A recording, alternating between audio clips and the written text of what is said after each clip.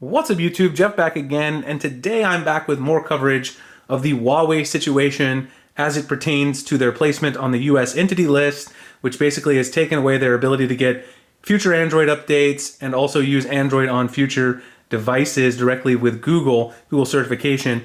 First of all, before I do get into the topic of today's video, I want to thank everyone for their support on the coverage I've put out so far. I put out 3 videos on this situation. The original video talking about what this means for users of Huawei phones here in the West. I put out a video talking about the new Huawei operating system that's in development and could possibly replace Android later this fall. And then yesterday I made a video talking about the fact that Huawei has now found out that ARM, which makes the architecture in their chips, the Kirin processor, is no longer going to do business with them as well. So I made 3 videos, tons of support, lots of views, comments, likes. Really appreciate your engagement. So the topic of today's video is actually about how the Huawei ban might affect other Android brands. So I don't want to talk about Huawei necessarily itself, but I want to talk about some of the reasoning behind the ban and why or why not that might affect other phones that you're talking about buying. So one phone that a lot of people have been asking questions about is the OnePlus 7 Pro, which I have right here. This device just came out, so some people are actually kind of nervous about purchasing it because OnePlus is also a Chinese company. So I want to talk about that, but before we do, I do want to thank the sponsor of today's video. The sponsor of today's video is actually the case manufacturer that I'm rocking on my OnePlus 7 Pro. That is Rhino Shield. They make fantastic cases for all of your devices. This is a early sample of their OnePlus 7 Pro case. This OnePlus 7 Pro case, very nice. It actually has a little ridge here for the alert slider on your OnePlus device, which I really like. Very responsive, crash guard protection, fantastic overall. This is what the packaging looks like. This is the solid suit. They do have cases for all different types of phones. I actually have one for my Huawei P30 Pro as well, right there in the carbon fiber version.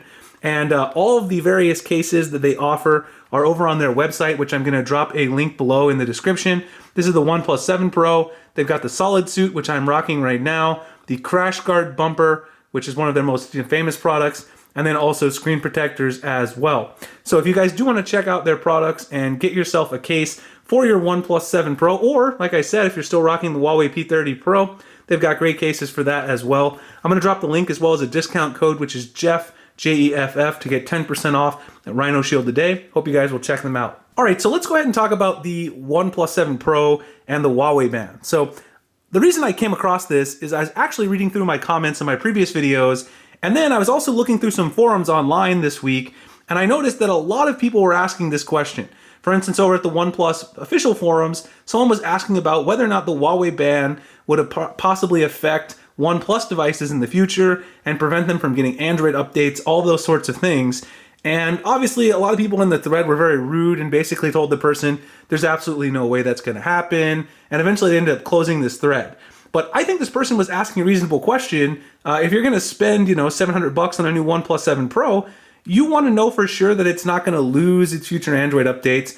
And with the Huawei situation, if you're not a really savvy consumer, you're not a technophile, you're not someone reading the blogs, you might not know that this is not something that could affect OnePlus. So let's talk a little bit about why it's not going to affect OnePlus and sort of the reasons why Huawei ended up on the US Entity List. Now, whether or not you believe there's any proof of these accusations from the US is a different story, but the entire reason, and this is a great CNET sort of timeline of everything that happened over the last year, the entire reason that Huawei has been placed on the Entity List is, according to the US, some of their back-end technologies, which they design in, for instance, 5G technologies, even 4G, they provide some of the infrastructure for the carriers here in the US, especially some of the smaller carriers, some of the prepaid carriers. And Huawei is one of the first companies to roll out 5G infrastructure. So they're way ahead in that front, and they have some great technology. But the US government, for whatever reason, again, they haven't really offered any proof publicly, believes that Huawei has some sort of security, issues. Perhaps they're giving information to the Chinese government, etc. So the main reason why Huawei ended up on the Entity List has to do with, as you can see with the CNET timeline, all this sort of stuff about 5G and infrastructure. Now, on the other hand, OnePlus, they don't really do infrastructure technologies, right? OnePlus is a company that only makes, consumer products for the most part. They're making cell phones And that's pretty much it, right? They're not making any 5G technology that's going to be used by US carriers or businesses, etc. So at the end of the day, you really don't have to worry about your OnePlus 7 Pro or any other OnePlus device or any other really Chinese company that doesn't have a huge stake in infrastructure and designing technologies like those which Huawei actually does. So I wanted to clear that up because I see a lot of people worried specifically about the OnePlus 7 Pro because it's a new device. You can purchase a OnePlus 7 Pro and you're not going to have to worry about whether or not you're going to see, no access to Google services, etc. in the future. So that's the first thing I wanted to clear up. The other piece of news that's actually a piece of breaking news this afternoon that I want to talk about since it just came out is that President Trump just did an interview talking about how Huawei could be used as a bargaining chip in a US-China trade deal. This is a very weird article because he basically says that he'd be willing to ease some of the restrictions on Huawei in return for a better trade agreement with China, which we maybe kind of already knew.